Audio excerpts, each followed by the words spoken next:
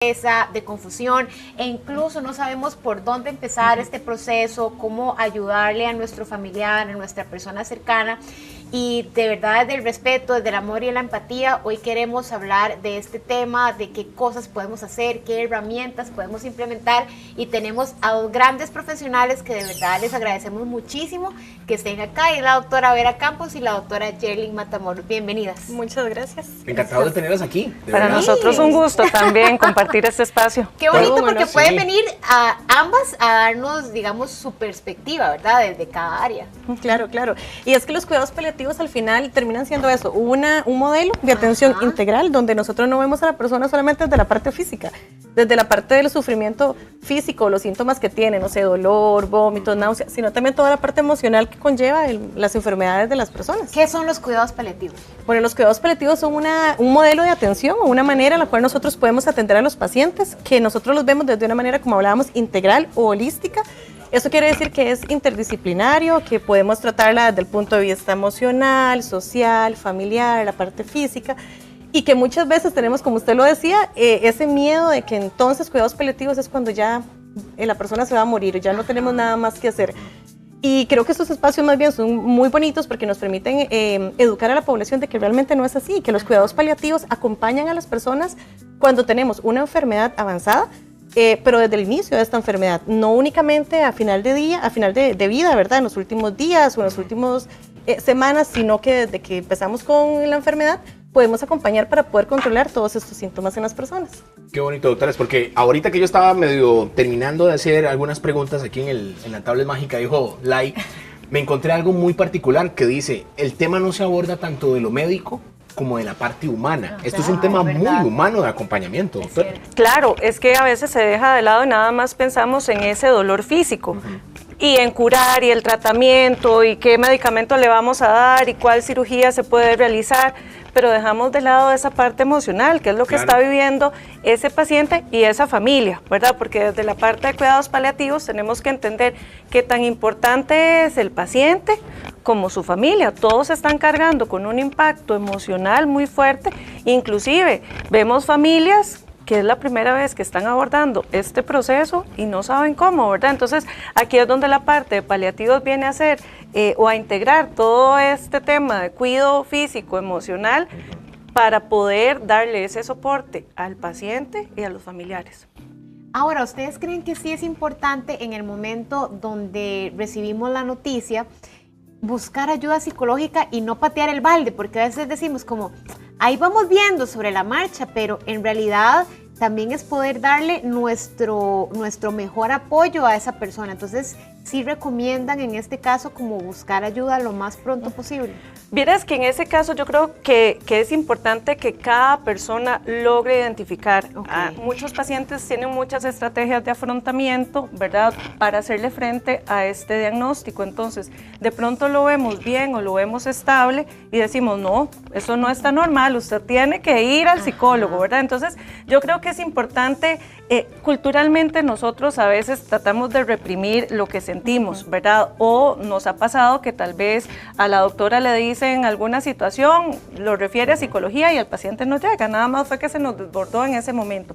Pero sí tener como conscientes de que yo me puedo o que tengo la posibilidad de acercarme a psicología. No todos necesitan la intervención, pero muchos de los que necesitan la intervención no se acercan, ¿verdad? Todavía viene siendo como un tema de tabú, o yo puedo, el pensamiento, ¿verdad?, distorsionado es, yo soy fuerte y yo tengo que poder solo, cuando en realidad para eso estamos, y por eso somos un equipo, ¿verdad?, para poder sostener desde las diferentes áreas. Qué lindo eso, porque ahora que se encontraron las dos doctoras, nos comentaban en extra cámaras que se conocen y que ya trabajaron en conjunto, ¿verdad? Sí. Y que el equipo es muy bonito. Y dentro de la parte de los familiares, porque aquí los familiares juegan un papel muy importante.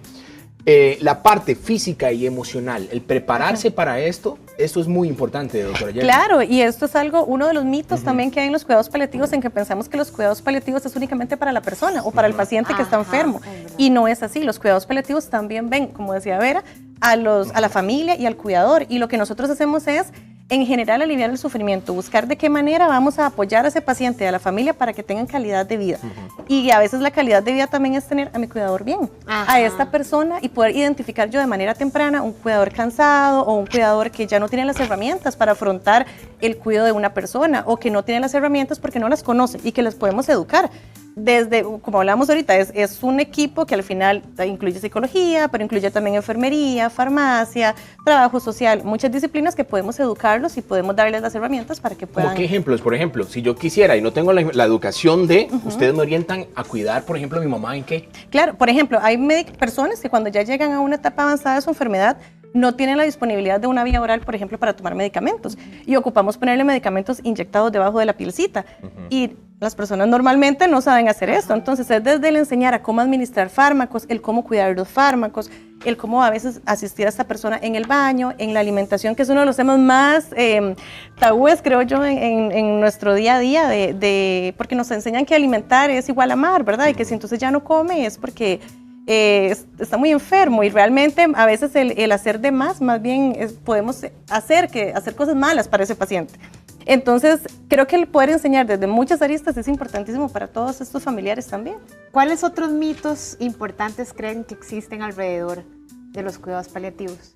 Yo me voy a agarrar de ese punto importante que decía la doctora, y es que si come se va a recuperar, ¿verdad? O va a estar bien, y es entender cuáles son las necesidades del paciente. Entonces, si el paciente come, entonces ya va a tener fuerza y eso va a hacer que él esté mejor. Y si no come, pensamos que el paciente, si no come, se va a morir de hambre.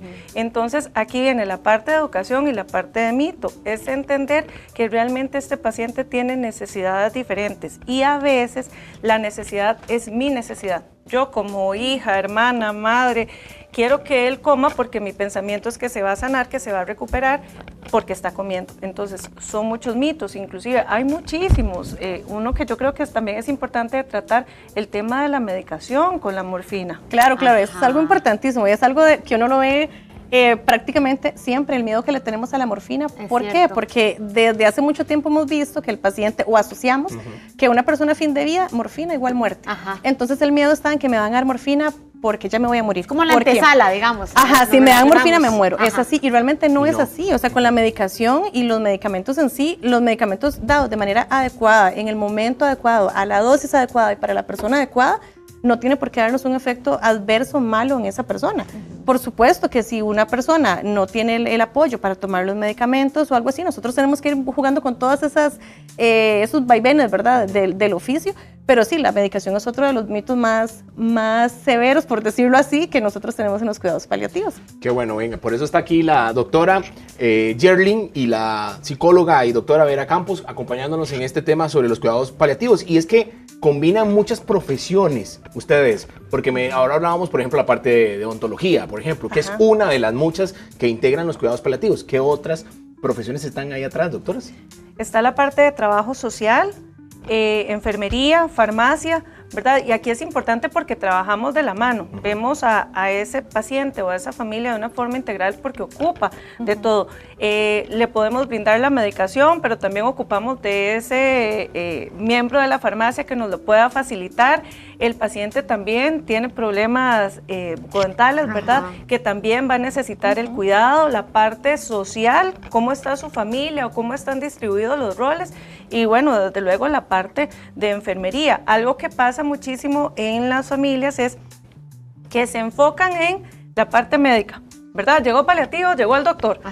Y a veces descuidamos las otras áreas, y justamente por eso somos un equipo, porque la idea es que podamos sostener. De pronto se nos descompensa ese esposo que es el cuidador principal de su esposa, y los hijos, ¿verdad? También los descuidamos. Entonces, por eso es que tenemos todo ese soporte para que el paciente, familia y equipo, se hace todo un conjunto que va a hacer que esa persona que está en ese sufrimiento, esa enfermedad, pueda tener esa calidad de vida y pasarlo lo mejor posible. Claro, y en eso también es importante, no solo esas disciplinas, porque recordando lo que hablamos hace un poquito, que cuidados paliativos no solo final de muerte, sino desde que tenemos el diagnóstico de la enfermedad, otras disciplinas como las terapias, terapia física, terapia ocupacional, ahora tanto que hay con terapia de mascotas, que también eso es algo lindísimo que nos ayuda. Aquí amamos. Bueno, somos 2, yo creo que somos 4, porque es lindísimo eso. El otro día tuvimos aquí a Ozzy, ¿te acuerdas? Lindísimo, sí. Sí, eso impacta lindísimo en los pacientes, nutrición inclusive, los especialistas en toda la parte de soporte nutricional, inclusive la parte espiritual. Si nosotros tenemos un capellán o tenemos algún guía espiritual de esa persona, de los equipos, e inclusive también la misma familia. Al final nosotros, los mismos cuidadores, somos todos un equipo. Somos un equipo que rondamos alrededor de esta persona con una enfermedad para apoyarla, para que tenga una mejor calidad de vida. Y es que de verdad se ha visto, y hay muchos estudios que lo comprueban, que cuidados paliativos, cuando las personas empiezan en una paralela, digamos, atención paralela de su tratamiento, de su enfermedad junto con las unidades de cuidados paliativos, más bien tienen mayor expectativa de vida. Y eso es otro de los mitos, que piensan que cuidados paliativos es entonces, si ya cuidado paliativo es porque ya no hay nada que hacer, ya me voy a morir. Y no, hay muchísimo que hacer. Hay muchas terapias, hay muchísimas cosas que podemos hacer siempre con los pacientes. ¿Qué papel juega en este caso la comunicación y la empatía? Primordial, es primordial, ¿verdad? Yo creo que no podemos cuidar si no somos empáticos. En el momento que el cuidador se cansa o esa familia ya está agotada, no va a cuidar con calidad. Va a cuidar desde el enojo, desde la frustración, inclusive y sin intención, muchas veces desde el maltrato. Entonces, realmente tenemos que recordar que tenemos que cuidar desde el respeto, desde la elección, porque nos topamos con familias donde hay un montón de miembros y resulta que hay uno que está cuidando. Y ese cuidador se cansa, ¿verdad? Y los otros miembros dan por un hecho de que es la persona que está soltera, es la que se quedó en casa, es la que está más joven. Y entonces tenemos que ser muy empáticos con la persona que está viviendo el proceso y desde luego con las personas que están cuidando, porque la empatía y la comunicación es primordial, porque también yo, paciente, necesito manifestar cuáles son mis necesidades y yo, cuidador, también necesito decir, estoy agotado, no puedo más, necesito soporte. Entonces realmente van de la mano y son muy importantes y a veces las dejamos de lado. ¿Y cómo se puede autorregular el cuidador o los cuidadores? Porque estamos hablando que muchas veces los procesos pueden durar hasta 5 años o más. Entonces, claro. ¿Cómo hacen las personas que están alrededor y encargados de cuidar para tratar de autorregularse? No sé si será la palabra correcta. Nosotros tratamos muchísimo de que los cuidadores tengan espacios de autocuidado, ¿verdad? ¿Qué son los espacios de autocuidado? Básicamente que pueda hacer actividades o cosas que para esa persona son placenteras, sin necesidad de estar enfocado 24/7 solo en el cuidado de ese paciente. Entender, ¿verdad? Porque cuando hablamos de regulación, hablamos de emociones, que hay un montón de emociones que me van a acompañar en el proceso de cuidado, que todas son válidas. De pronto yo tengo ganas de llorar porque ese día me siento triste y yo puedo llorar, ¿verdad? Es permitido, es válido, pero tengo que entender que yo estoy triste porque estoy cuidando a mi papá, lo veo desgastado, lo veo en una condición de vulnerabilidad, eso me genera tristeza y entonces yo me lo puedo permitir. Lo que pasa es que muchas veces frenamos esas emociones y entonces hay un momento donde nos vamos a desbordar y entramos en crisis. Por eso la recomendación siempre es identifique la emoción que está sintiendo, conecte con esa emoción, si puede verbalícela, y sea autocompasivo, ¿verdad? Yo tengo derecho a enojarme, sí, pero no tengo derecho a tirar el vaso. Yo tengo derecho a llorar, pero no me le voy a ir a tirar encima a mi papá, ¿verdad? Y que más bien se llene de angustia. Exacto. Claro. Es canalizar esas emociones, pero las tengo que entender. Y a veces nosotros no sabemos ni qué sentimos, ¿verdad? Ni siquiera identificamos. Ay, yo tengo algo aquí en el cuello que no me deja tragar. Es tristeza, es enojo, es incertidumbre. Démosle nombre, empecemos por nombrar lo que sentimos. Qué bonito. Claro. Qué buen ejercicio. Sí, qué lindo. Y es que se han tocado, ya vieron algunas palabras que yo paso más que palabras, son como sentimientos. La humanidad, por ejemplo, el respeto. Ahorita hablábamos de empatía, pero sobre todo también la comunicación. Y hablando que estamos aquí en un programa como este, que lo que queremos siempre es darle algo de bienestar a nuestra población televidente.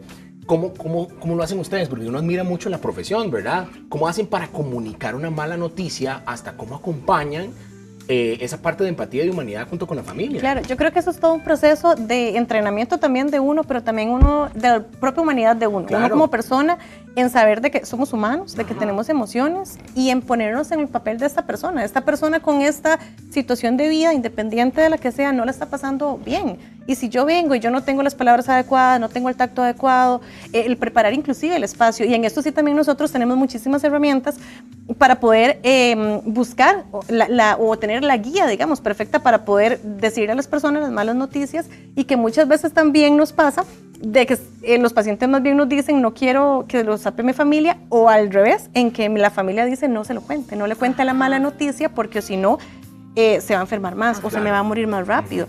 Y eso son cosas que realmente no están tan bien. Entonces, el seguir desmitificando todo este montón de mitos, valga la redundancia, y el poder educar a la población nos permite el poder tener esa apertura mayor hacia las personas en estas fases de sus enfermedades y el poder ayudarles de una mejor manera.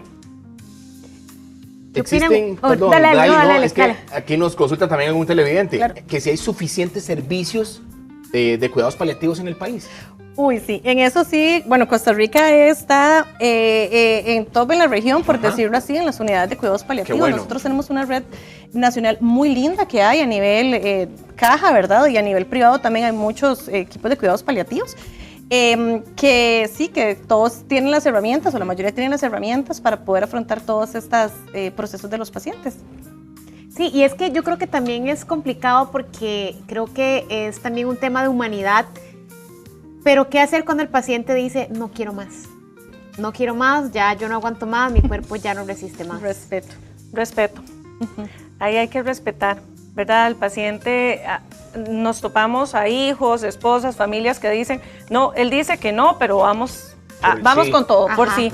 Y en realidad es respetar la decisión del paciente. Nosotros respetamos, a ver, si ahorita nos ponen un café y yo no me lo quiero tomar, es mi decisión. En la parte de decisión, en tratamientos y todo el proceso, siempre vamos a respaldar al paciente. Ese es el principio de autonomía, ¿verdad? Donde el paciente puede elegir qué quiere. Se le da la información, ¿verdad? Y se le ponen todas las opciones que tiene para elegir de los tratamientos. Y si él dice, bueno, yo voy a poner un ejemplo, no, yo no quiero someterme a quimioterapia, se le va a respetar. Se le indicó qué es lo mejor y qué va a tener. Y si el paciente dice no, lo vamos a respetar, porque al final sería como atropellar, por decirlo de alguna forma, eso que el paciente desde su forma consciente está diciendo que no quiere. Claro. Y no quiere, no porque no quiera curarse o no quiera tener mejor calidad, no quiere por alguna razón, y es entender por qué él no quiere, ¿verdad? Y poder apoyarlo, poder respetarlo, yo creo que es la forma más valiosa de decirle, aquí estoy, está bien. Claro, el respeto, el saber de que todos tenemos historias de vida diferentes, el que todos sabemos, teniendo la información clara, o todos tenemos el derecho de poder escoger qué queremos y qué no queremos, y el poder decidir sobre nosotros mismos, nuestro cuerpo, nuestro proceso y nuestra enfermedad de una manera bien educada en el contexto de que sepamos bien lo que está pasando, de que cuáles son los pros y los riesgos, por decirlo así, de mi decisión, pero sí el respeto. Doctora, ¿y cómo creen ustedes que podrían la población, al menos en este caso costarricense, sensibilizarnos más con este tema? Yo creo que es el ir quitándonos los miedos, el poder permitir esos espacios más, de poder educar más a las personas, el saber que, inclusive, y se los comento así en otros países, la frase cuidados paliativos tiene tantos estigmas que se ha cambiado el nombre. Inclusive ahora se llama cuidados de soporte en muchos otros lugares, porque es poder cambiar eso, el sentir de que si vas a cuidados paliativos no es porque te estás muriendo, es porque ocupas calidad de vida, y que al final calidad de vida lleva calidad de muerte también. Entonces creo que es eso, es el educar a la población. Qué bonito este tema, ¿verdad, Lai? Porque sí, porque yo creo que nos da claridad, porque obviamente no buscamos información hasta que nos toca vivirlo. Claro. Exacto, ese es otro tema. ¿Verdad? Entonces yo creo que de verdad tenemos que agradecerles muchísimo, porque es un tema, no es tan fácil de digerir, ¿verdad? También es un tema del que nadie quiere hablar, pero que definitivamente tenemos que tratar de visibilizar más. Así que gracias por haber venido hoy, y regálenos por favor sus redes sociales. Bueno, me pueden seguir en Medicina del Dolor CR en Facebook y en Instagram. Y a mí como doctora Vera Campos en Instagram. Para que lo tengan ahí bien mapeadito. Y si hay alguna consulta o alguna duda. Sí, le tenemos una. Sí, pero no tiene que ver con el tema. ¿Ustedes son mamás? No. ¿No? ¿Pero qué opinan? Pero son hijas. Sí, son hijas. ¿Pero qué opinan de que dicen que toda mamá de vez en cuando dice, tiene un hijo favorito. Totalmente. Claro que sí, claro que sí. Fuertes declaraciones. ¿Ustedes sí creen en eso? Sí, totalmente. Mi mamá que me está viendo, mamita, lo siento mucho, pero sí. Sí, ¿Tienen hay hermanos, unos favoritos. hermanos? Sí. Sí. Y como hijo no sabe cuándo es el favorito. O sea, no podemos tapar el sol con un Exacto, dedo. exacto. Y la frase de que todos los queremos por igual, sí, pero hay una afinidad diferente. Exacto. Entonces, Yo creo que esa palabra está bastante bien tirada, ¿verdad? Nos Me aman a encanta. todos por igual, pero tienen una afinidad diferente Así es, con uno la con el otro. afinidad. Ajá. Ok, las vamos a invitar a que ahora escaneen ese código QR que está en la pantalla para que ustedes voten y ese voto sea parte mañana Por del favor. resultado final. ¿Sí sienten que Me son las encanta. favoritas o no? sí, Sí. sí. Ok, muy bien. Lo siento, mis hermanos también, pero sí. Nos lamentamos. Muchas gracias, doctora. Ambas por acompañarnos. Vamos ustedes, con a Dani, ustedes, gracias. que nos tiene mucho más adelante, compañero. Gracias, mi querida Lai, y estos temas se ponen cada vez mejores y por eso queremos que usted se quede con nosotros. Le pregunto, ¿qué esperas para tener una vida bien invertida? Descubrí cómo en transcomer.com. Transcomer son expertos en inversiones inmobiliarias desde hace más de 20 años. Es momento de hacer una pausa, pero usted váyase por un cafecito, un tecito, un matcha, lo que le guste,